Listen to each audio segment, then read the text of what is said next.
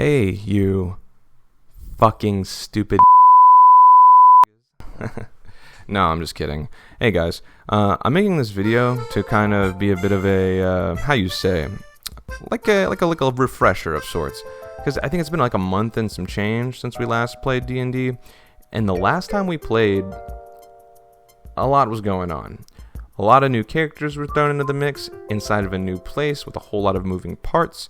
And I think if we jumped back in without any sort of primer, I think we would be focusing more on trying to remember what happened as opposed to like trying to actually like play the game, you know, and have a good time.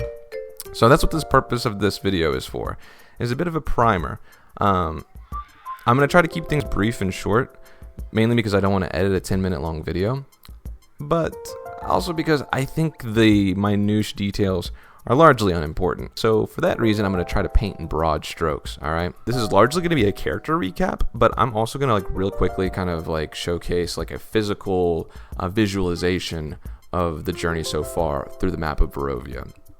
So, Barovia, or Ravenloft as I try to call it now because I think it's so confusing that the entire region is referred to as Barovia, and then there's the village of Barovia. So when I say Barovia, it's like, okay, what Barovia are we talking about here?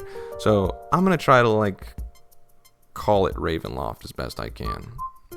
Maybe I should just cut this part out. Anyway, so we started in the southeast and we work our way northwest. We go through the gates of Barovia all the way to the town of Barovia, where a lot of the story and characters kind of kick off, right? And then from there we head even further northwest, going about all the way to the town of Vallaki, right in the center of Ravenloft. And that's where we left off. Now, I'm not going to speak much about Vallaki because I'm actually going to do that later. But for now, let's just get into the characters, okay? So how about we start with the titular Strahd?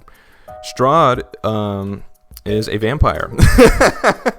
Strahd is pretty much the lord and domain of all of Ravenloft. Ravenloft is less so like a region and more so of like a pocket dimension that Strahd has complete dominion over. There's not a lot known by Strahd or how long his reign has been going on in this place. It's been going on for, could possibly be hundreds of years. Strahd is cruel, calculating, and a very macabre individual. The thing that I like the most about Strahd is that even though you haven't seen him yet, his presence is largely felt in every dark corner of Ravenloft you've been to so far. Every weird thing could eventually tie back to him. And that's all I'll say about the guy for now. We're going to move on to Irina. Irina and Ismark. We're going to start with Irina. Irina and Ismark are siblings, both of which are children of the Burgomeister of Barovia, the village of Barovia. Irina, since a young age, has been having to deal with constantly being assaulted by Strahd and his forces. Every single night, the forces of Strahd are just trying to get inside that house and get to Irina for some sort of nefarious purpose. And there have only been 2 times where Strahd has almost gotten her. And the last time... How do I say this? The last time that Strahd and Irina had a face-to-face confrontation, Strahd bit out her fucking tongue. And for that reason, she is largely mute and doesn't speak. That event has kind of shaped the rest of Irina's life. She is not reserved in herself to be the damsel in distress or someone to be protected or hide from Strahd any longer. No. She wants to fucking kill that guy. Much to the chagrin of her brother, Ismark. And we're going to talk about Ismark now. Ismark is kind of a salt-of-the-earth guy who has been thrown and thrust into the position of Burgomaster of Barovia. It's not a job he necessarily wanted, but I mean, he's going to do it because he's that kind of guy.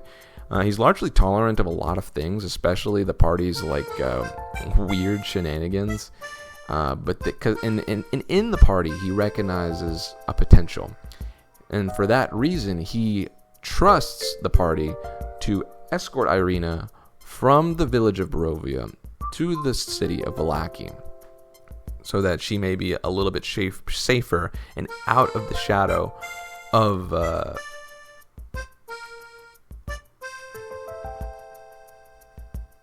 Castle Ravenloft.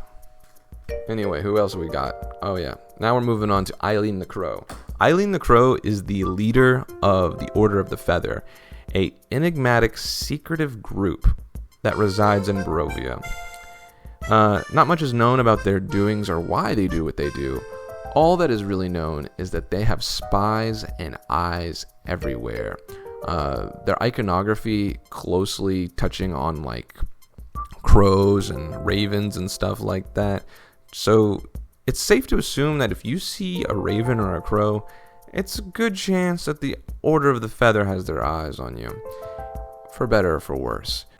I think the most important thing to remember about Eileen the Crow, other than the fact that she is cunning and dangerous, is that she is in strict opposition to Strahd. She does not like Strahd. She will do anything and everything in her power, and I think it can largely be assumed that all of her workings with the faction of the Order of the Crow, they all have the end goal of probably seeing the fall of Strahd.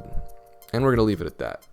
Samanosuke, the samurai, a man out of time and out of place.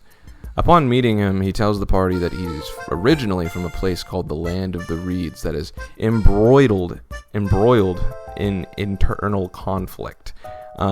In fact, one of the last memories he has before coming to the Ravenloft is that my fucking upstairs neighbors are walking around. They don't know how to fucking walk in this place. I swear to God, they don't have apartment feet.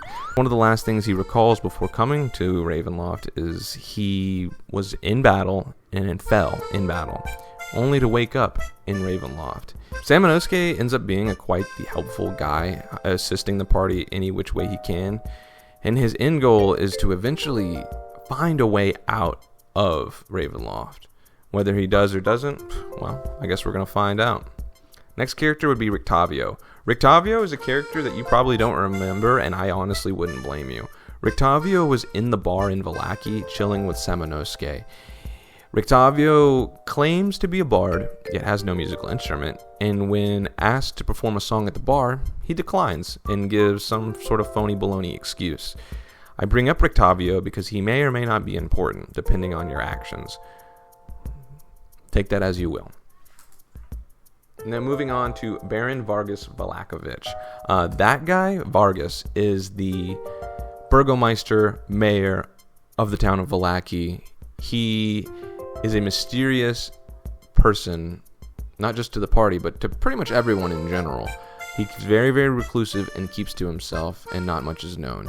And for that reason, I'm going to take this time to speak more on the town of Vallaki than Vargas himself. Vallaki is considered to be the safest place in all of Ravenloft due to its high walls and the stalwart belief in certain superstitions that the people believe keep Strahd and his forces at bay. Some of these superstitions include not saying Strahd's name and throwing these elaborate festivals every single week for God knows how long it's been going on. But it's been going on long enough to the point where this general festival fatigue has set in, and people really don't look forward to these festivals. Another thing, too, about these festivals is that when one is going on and you are within the walls of Vallaki, it is mandatory that you show up. And that's really all I got to say about Vallaki and Baron Vargas Valakovich, or whatever the fuck his name is. So we're just going to continue and move on to the last two. Isaac. Isaac is basically the right-hand man and bodyguard of Baron Vargas. He's another character that has not been seen, but you've heard about him a little bit. His defining characteristics include his pale white skin, smooth bald head, and he's got a big fucking monster arm. His duty as bodyguard is taken very seriously, pretty much seen as an extension of Baron Vargas's will. Isaac is intimidation and brute force incarnate, and when encountered, you should probably give him a wide berth or maybe get ready to throw down. And that's all I'll say about this guy. He may or may not be pretty important in the next session. And then we go on, and for the last character we're going to be talking about, it's going to be my favorite, which is Archibald Bertruger. Archibald Bertruger, at first glance, seems to be your average man with anachronistic styling Upon first meeting him, the party really notices that his all-black attire is not the most strange thing about him. His clothes seem like they're from a different time and a different culture, and even his dialect and his accent is unplaceable. The party has never heard or seen someone dressed the way this man dresses and talks. Oh, by the way, he's a devil in disguise, trapped here in the land of Barovia, plying his trade of bargaining for souls, ruining people's lives, just being a general overall sort of evil nuisance. This is a guy who could be your strongest ally or your greatest enemy. And it's hard to say where his alliances lie at this point in the story, but will come to light. He's one of my favorite characters for a reason. And I guess that kind of wraps this up. I think it's worth mentioning that this is probably my third or fourth time trying to do this recording. The last time I tried to do this recording, I forgot to hit the record button on Audacity, and I had like no audio. So if I seem a little frustrated and irritated, try to understand. I've been trying to do this for an hour. This part alone just took me an hour. I might cut that part out. Anyway, hopefully this recap has been helpful and makes our next playthrough kind of jump off really smoothly. Thanks for watching the video, and peace out, guys. Woo!